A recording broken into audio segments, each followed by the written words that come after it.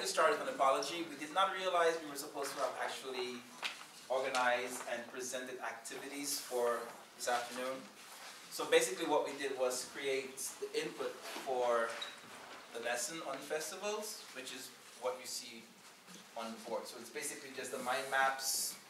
And the idea was to give the kids a whole bunch of input on festivals. In every one, well, there were 3 different sort of areas: clothing and costumes, music and dance, and food. These are the threads which run through pretty much every festival I might think of.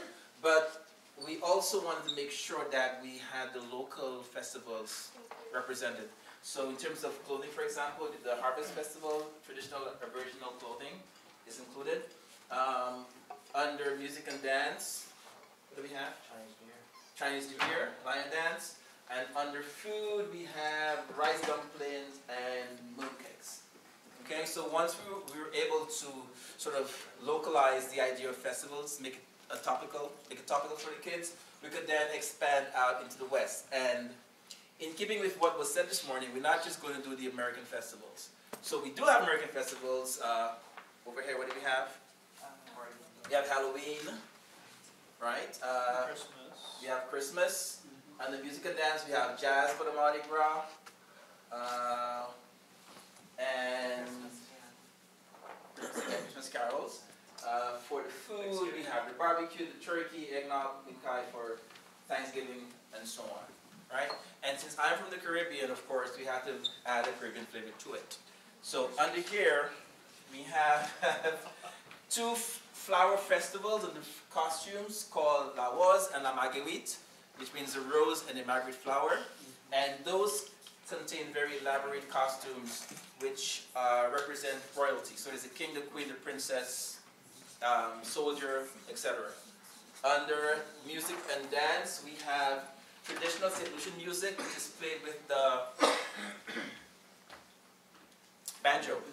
The banjo and the fiddle, that was one of the violin, and the fiddle, and also drums. And underneath the food, well, there is no real food, but it would have been food that would be traditional. Things like cassava and farine, which I'm sure that you've never heard of, right? But that would be under food. So after we've given all of the kids all of this input, and of course made sure that they understand and can produce the vocabulary correctly, the task would have been to create their own festival. Just using these 3 major ideas: food, music, and dance, and clothing and costumes. So there would be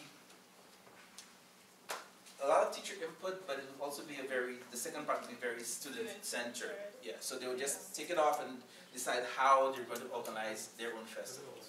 And as a homework assignment, if we had enough time to get it done, they could go home and actually create the costumes and produce the food and the music and so on, and come back to class and make a production in the class for the rest of the students.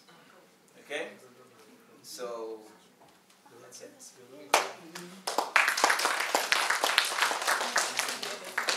that's it. That's all the applause, seriously?